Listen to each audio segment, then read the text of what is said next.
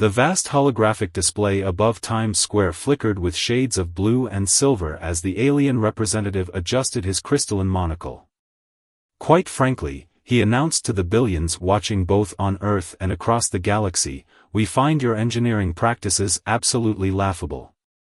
Robert Chen watched the broadcast from his small workshop in Pittsburgh, his weathered hands gripping a wrench he'd owned longer than the alien had probably been alive. At 73, he'd spent more years fixing machines than this pompous extraterrestrial had spent breathing whatever atmosphere his species called home. Your species still relies on mechanical backups? The alien's mandibles clicked in what Earth's xenolinguists had identified as their version of a condescending chuckle. We transcended physical failsafes centuries ago. Your entire infrastructure is a museum of obsolescence. Robert set down his wrench and wiped decades of honest work from his palms. Around him, the workshop that had been his sanctuary since retirement housed countless projects, restored classic cars, repaired industrial equipment, and even a few experimental prototypes he tinkered with to keep his mind sharp. Each piece told a story of problem solving, of finding elegant solutions where others saw only complications. The Galactic Engineering Council has determined, the alien continued, that Earth's technical development requires significant oversight. Your primitive methodologies. The hologram stuttered. Flickered. Died. Across the globe, reports began flooding in. The aliens' matter transmission networks were failing. Their gravity-defying vehicles were dropping out of designated flight paths. Their quantum communication arrays went silent one by one. Robert watched it all unfold on his backup radio, powered by a simple hand crank he'd installed himself. As the aliens' advanced technology crumbled around them, he couldn't help but notice that his old truck, with its carefully maintained combustion engine, still started on the first try. He grabbed his toolbox, the same one he'd carried through 4 decades of field work, and headed for the door. Something told him that very soon, those laughing aliens would learn why human engineers always kept a backup plan. And Robert Chen had backup plans older than their entire presence on Earth. The Galactic Engineering Council's emergency broadcast managed to pierce through the global technical chaos using Earth's primitive radio waves, the very technology they'd mocked hours earlier. Their chief engineer, first designer Valtech, looked considerably less composed than during his earlier pronouncement. We are experiencing unexpected technical difficulties, he admitted, mandibles twitching with barely concealed anxiety. The Council is offering a challenge to Earth's engineers. Assist us in resolving these cascading failures, and we will reconsider your species' technological standing. Robert watched from the Pittsburgh Convention Center, where local authorities had gathered anyone with engineering experience. Around him, younger engineers frantically typed on tablets and laptops, trying to interface with alien systems they barely understood. The air buzzed with panic and confusion. Their primary power distribution network is completely destabilized, announced a young engineer from MIT, her voice cracking with stress. The quantum harmonics are. You're overthinking it, Robert interrupted, studying the holographic schematics with eyes that had seen every kind of mechanical failure imaginable. Look at the base layer. The alien systems were beautiful in their complexity, but Robert recognized something in their fundamental architecture, something he'd seen countless times over his long career. It reminded him of the time in '89 when the city's new automated subway system had failed spectacularly. Everyone had blamed the computer systems, but Robert had found the real problem: simple metal fatigue in the old track sensors. Sometimes the future failed because it forgot to account for the past. Their systems are rejecting Earth's natural electromagnetic field, he explained, pulling out his old field notebook. They designed everything assuming a neutral electromagnetic environment. But Earth's field isn't neutral, it's dynamic, constantly shifting. The young engineers stared at him blankly. First designer Valtech, watching through a flickering hologram, clicked his mandibles dismissively. Impossible, the alien declared. Our systems are designed to operate in any environment. We've run millions of simulations. When's the last time you actually tested against real-world conditions? Robert asked, flipping through pages of hand-drawn diagrams from decades of troubleshooting. Not simulations. Real tests. The alien's silence was answer enough. Robert turned to page 47 of his notebook, notes from a power plant failure in '92. Your quantum circuits are trying to compensate for what they see as errors in Earth's magnetic field. But they're not errors. They're natural fluctuations. The more your systems try to correct for them, the more energy they waste, the MIT engineer finished, eyes widening with understanding. They're caught in a feedback loop. But as Robert moved to explain his solution, every screen in the convention center flashed red. The aliens' translation matrix, the system that allowed them to communicate with humans, had just crashed. And in orbit, their massive ships were starting to drift. Robert Chen hadn't driven his 1986 Chevrolet pickup in months, but today he pushed it to its limits. The truck's well-maintained engine roared as he raced through Pittsburgh streets, his destination clear, the Sterling Heights retirement community. Behind him in the truck bed, his old ham radio crackled with reports of worsening conditions. The aliens' ships were slowly being pulled into decaying orbits by Earth's gravity, their advanced systems unable to compensate without their quantum stabilizers. They had less than 48 hours before the first ships would hit the atmosphere. Robert pulled up to Sterling Heights, where his old friend and former colleague Bill Thompson was already waiting outside. At 78, Bill had spent 40 years maintaining power grids across 3 states. He climbed into the truck with surprising agility, a dusty leather bag full of old manuals and tools in his hands. Just like the blackout of '77? Bill asked, a glimmer in his eyes. Worse, Robert replied, already heading to their next stop. But we're going to need the same kind of thinking. Over the next 2 hours, they gathered their team, Grace Wu, who designed fail-safes for nuclear plants, Henry O'Malley, whose mechanical innovations had saved 3 separate mining operations, and Dr. Patricia Winters, who'd pioneered electromagnetic shielding techniques in the 1980s. Each brought decades of hands-on experience, and more importantly, memories of when things had gone terribly wrong. Back at the convention center, the younger engineers were still frantically trying to re-establish communication with the aliens. The translation matrix remained dead, and the ships continued their slow descent. We don't need their fancy quantum translators, Grace declared, setting up her old oscilloscope. The aliens are still broadcasting on standard electromagnetic frequencies. They're just not encoding it properly for Earth's field strength. Patricia nodded, already sketching modifications to her old shielding designs. If we can't change their systems to work with Earth's magnetic field, we change Earth's magnetic field to work with their systems, Robert finished. It was the kind of solution that would have seemed impossible to young engineers trained to work only with computers. But Robert's generation had learned to work with the physical world itself.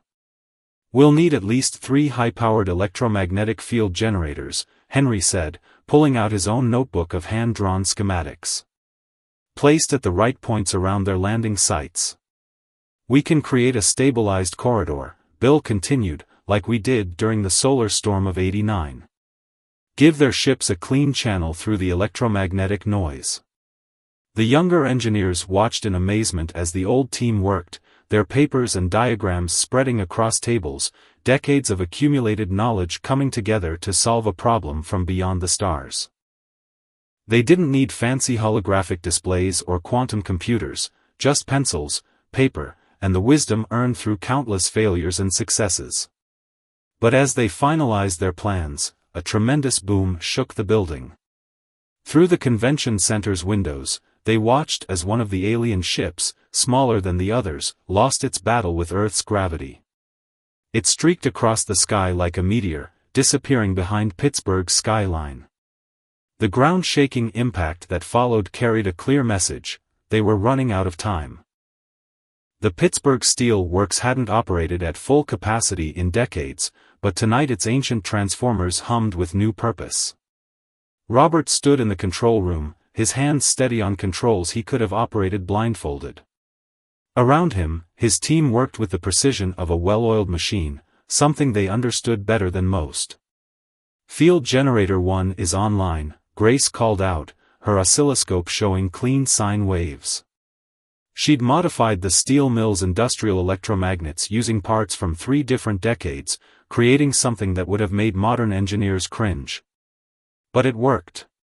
2 and 3 responding, Henry confirmed from his radio. He'd positioned the other generators in an old coal plant and a retired subway station, creating a triangular zone of stabilized magnetic field above the city. Pattern is holding steady. Above them, the massive alien ships struggled against Earth's gravity. Their once perfect formations had devolved into a dangerous dance of drifting metal, each vessel fighting to maintain position. Through gaps in the clouds, they could see the ships' hulls beginning to glow from atmospheric friction. "They're still not responding to our signals," Bill reported, adjusting his ham radio. Static filled the air, punctuated by bursts of alien transmissions they couldn't decode. "The electromagnetic corridor is stable, but they're not using it." Robert wiped sweat from his forehead, leaving a streak of machine oil across his brow. "They're still trying to use their own systems," he said. "Still trusting their computers over their instincts." The building shook as another small alien vessel crashed, this one splashing into the Allegheny River. Emergency sirens wailed across the city. They'd evacuated most of the population, but they couldn't evacuate the entire planet, and the larger ships would do more than make waves when they fell.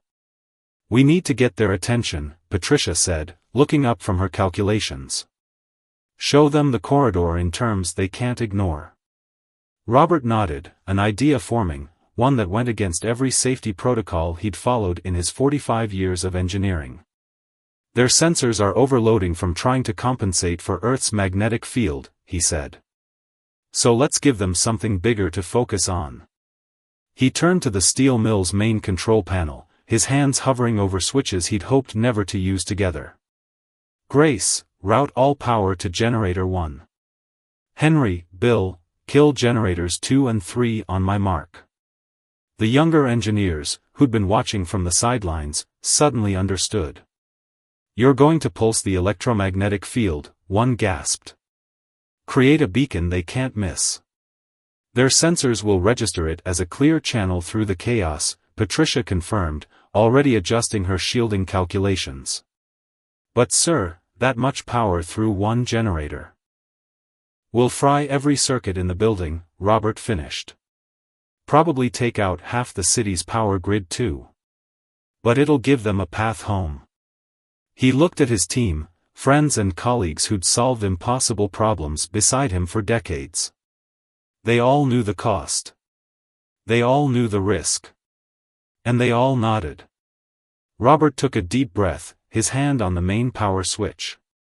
Above them, the alien ships burned brighter in the atmosphere, their massive forms now clearly visible even through the clouds.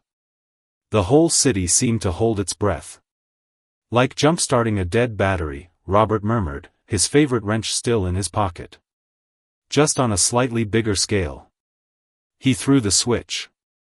The lights of Pittsburgh went out. In the perfect darkness that followed, Robert counted heartbeats. 1, 2, 3. On the 4th beat, the world erupted in light. The electromagnetic pulse shot skyward like a reverse lightning bolt, a column of pure energy that split the night. The steel mill's generator screamed in protest, decades-old copper windings pushing more power than they were ever meant to handle. The air itself seemed to crackle with electricity. "There's your runway light," Robert said softly, watching the beam pierce the clouds. "Let's hope they know how to land." For a moment, nothing changed. The alien ships continued their deadly drift toward Earth, their hulls glowing ever brighter. Robert felt the weight of every year he'd lived pressing down on him, wondering if all their experience, all their practical knowledge, had been enough. Then one ship turned. Its movement was subtle at first, just a slight shift in its descent. But soon another followed, and another, their massive forms orienting toward the electromagnetic beacon like moths to a flame. "They're receiving telemetry," Grace shouted over the generator's whine. Her oscilloscope showed new patterns emerging, alien systems adapting to work with Earth's magnetic field rather than fighting against it. "The corridor is holding."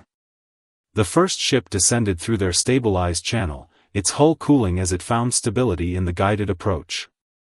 Robert watched through the steel mill's windows as the enormous vessel settled into a controlled landing pattern, touching down in the cleared area they designated with all the grace of a passenger jet. "Teaching them to fly all over again," Bill commented with a grin. "Just like teaching my grandson to ride a bike, sometimes you need training wheels." More ships followed, each finding their way through the electromagnetic corridor. The night sky filled with alien vessels performing emergency landings across the designated safe zones. Their advanced technology was learning to work with Earth's natural forces rather than against them.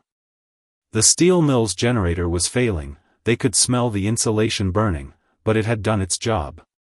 As the last ship touched down safely, Robert finally pulled the emergency shutdown. The electromagnetic beacon flickered out, leaving behind a night sky full of grounded alien vessels. In the sudden quiet, Patricia's jury-rigged radio crackled to life. The alien transmission came through clearly now, their systems finally adapted to Earth's electromagnetic environment. First Designer Valtek's voice filled the control room, his translator working once again. There was a long pause. "We appear to owe Earth's engineers an apology." Robert smiled, pulling his old wrench from his pocket and turning it over in his hands. "No apology needed," he replied. "But maybe we could share some knowledge. Seems like both sides have something to teach." Through the windows, they could see alien crew members emerging from their ships, meeting with Earth's emergency response teams. The integration of two worlds' technologies was already beginning. "Your solution was..."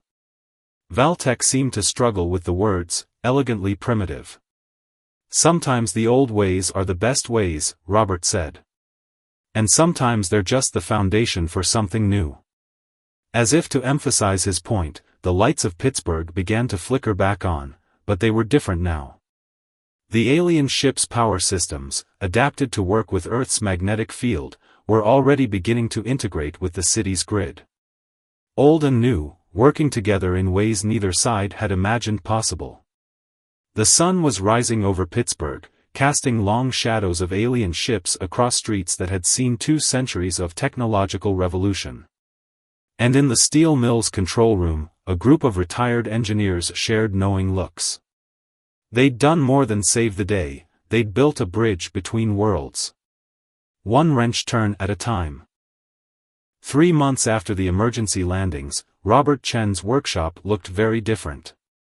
Alien diagnostic tools shared space with his trusty old wrenches, and holographic schematics floated above his workbench. But the biggest change was the group of young alien engineers who gathered around him every morning, their mandibles clicking eagerly as he began each day's lesson. "The problem with pure theory," Robert explained, holding up a failed quantum circuit board, "is that it doesn't account for the unexpected. You can run a million simulations, but the real world will always find a way to surprise you." The aliens, who'd once dismissed Earth's technology as primitive, now took careful notes as Robert demonstrated how to integrate their advanced systems with tried-and-true mechanical backups. Their own near-disaster had taught them the value of redundancy, of having solutions that worked even when the power went out. "Your quantum processors are incredible," he admitted, carefully connecting the alien circuit to a simple mechanical switch of his own design. "But they're like a highly trained athlete who's never faced bad weather. Sometimes you need to know how to walk before you can run." First Designer Valtek, who had become a regular visitor to the workshop, clicked in agreement. The alien engineer had undergone his own transformation, his former arrogance replaced by genuine curiosity about Earth's engineering traditions. "We had forgotten," Valtek admitted, watching Robert's demonstration. In our rush to advance, we abandoned the foundations. Our ships nearly fell from the sky because we didn't understand the ground beneath us. Around Pittsburgh, the integration of human and alien technology was creating something entirely new. The city's power grid now ran on a hybrid system, combining quantum efficiency with good old-fashioned circuit breakers. Alien ships took off and landed through electromagnetic corridors based on Robert's emergency solution, but refined with advanced computational modeling. But perhaps the most significant change was in the engineering academy that had sprung up around Robert's workshop. Young humans and aliens worked side by side, learning to combine the best of both worlds. They studied advanced theoretical physics alongside practical mechanical engineering, each approach strengthening the other. Every problem has multiple solutions, Robert told his students, watching them work together on a joint project. The trick is finding the one that won't just work in theory, but will keep working when everything else goes wrong. Grace, Bill, and the others from his emergency response team had joined the teaching effort, each sharing their decades of experience with the next generation. Their stories of past failures and successes became case studies, helping bridge the gap between theoretical knowledge and practical application. One afternoon, as Robert watched a young alien engineer successfully repair an Earth engine using a combination of quantum tools and traditional techniques, Valtech approached him with an unexpected request. The Galactic Engineering Council is reconsidering its entire approach to technological development, the alien said. We would like you to address them. To help us remember what we've forgotten. Robert looked around his workshop, at the blend of old and new, at the eager young faces both human and alien, at the lifetime of experience that had suddenly found a new purpose. He thought of all the lessons learned, all the mistakes made, all the problems solved over a career that had seemed to be ending just a few months ago. I'll do it, he said, reaching for his favorite wrench. But first, let me show you something about backup systems that we learned during the blackout of '77. The Galactic Engineering Council Central Chamber was a marvel of advanced architecture, its quantum crystalline walls shifting with impossible geometries. But Robert Chen's attention was drawn to something much simpler, the old wrench in his pocket, its weight as reassuring as ever. He stood before the assembled council members, representatives from 1,000 worlds watching with compound eyes, sensory tentacles, and organs he couldn't begin to describe. In the front row, his students, both human and alien, waited expectantly. Valtech gave an encouraging click of his mandibles. A year ago, Robert began, his voice steady, you came to Earth believing our technology was primitive. Today, I'm here to tell you about the most advanced engineering principle we've ever discovered, wisdom. He pulled out his wrench, holding it up. This tool is older than some of your quantum computers. It's simple. Reliable. It works without power, without programming, without artificial intelligence. But its real value isn't in what it is, it's in knowing when and how to use it. The chamber's perfect acoustics carried his words to every corner as he continued. Engineering isn't just about building something that works. It's about building something that keeps working. That fails safely when it does fail. That can be fixed with whatever you have on hand. He shared stories, of midnight repairs during storms, of improvised solutions in emergencies, of teaching younger engineers to trust their instincts alongside their instruments. With each tale, he could see understanding dawn in alien eyes. Your technology is incredible, he acknowledged. But technology without wisdom is like a ship without a compass. You can have all the power in the universe, but without knowing which way to point it, you end up falling from the sky, Valtech finished, drawing knowing clicks from the assembly. Robert nodded. The greatest engineer isn't the one with the most advanced tools. It's the one who can solve problems with whatever tools they have. Who learns from every failure. Who passes those lessons on. He gestured to his students. That's why we've established the Intergalactic Institute of Practical Engineering. Not to replace your advanced methods, but to complement them. To teach the wisdom that can only come from experience. The chamber buzzed with excitement as Robert explained how the institute would work, how it would combine practical training with advanced theory, how experienced engineers from every world would share their knowledge, how failure would be treated not as a setback but as a teacher. Because in the end, he said, the most powerful thing we can build isn't a quantum computer or a faster-than-light drive. It's understanding. It's wisdom. It's knowing that every problem solved teaches us something about the next one. He held up his wrench one final time. This tool has helped me solve thousands of problems over my career. But the real tool, the one that can't be replaced by any advanced technology, is the lifetime of experience that taught me how to use it. The council chamber erupted in applause, or their various species equivalents. As Robert looked out over the assembled beings, he saw not just the future of engineering, but a bridge between generations and worlds. A way to ensure that as technology advanced, wisdom would advance with it. Later, back in his workshop, Robert found a young alien student struggling with an old Earth engine. Without a word, he handed over his trusted wrench. The student's mandibles clicked in surprise.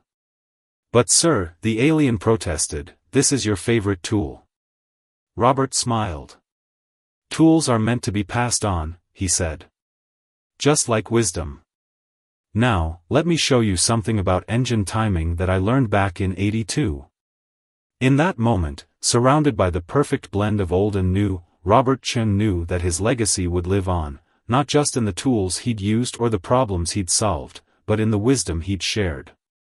One lesson, one student, one wrench turn at a time. Because true innovation isn't about forgetting the past, it's about building on it. And sometimes, the most advanced solution is remembering the basics that got us here in the first place. He held up his wrench one final time. "This tool has helped me solve thousands of problems over my career. But the real tool, the one that can't be replaced by any advanced technology, is the lifetime of experience that taught me how to use it." The council chamber erupted in applause, or their various species equivalents. As Robert looked out over the assembled beings, he saw not just the future of engineering, but a bridge between generations and worlds. A way to ensure that as technology advanced, wisdom would advance with it. Later, back in his workshop, Robert found a young alien student struggling with an old Earth engine. Without a word, he handed over his trusted wrench. The student's mandibles clicked in surprise. "But sir," the alien protested, "this is your favorite tool." Robert smiled. "Tools are meant to be passed on," he said. "Just like wisdom. Now, let me show you something about engine timing that I learned back in '82. In that moment, surrounded by the perfect blend of old and new, Robert Chen knew that his legacy would live on, not just in the tools he'd used or the problems he'd solved, but in the wisdom he'd shared. One lesson, one student, one wrench turn at a time. Because true innovation isn't about forgetting the past, it's about building on it. And sometimes, the most advanced solution is remembering the basics that got us here in the first place.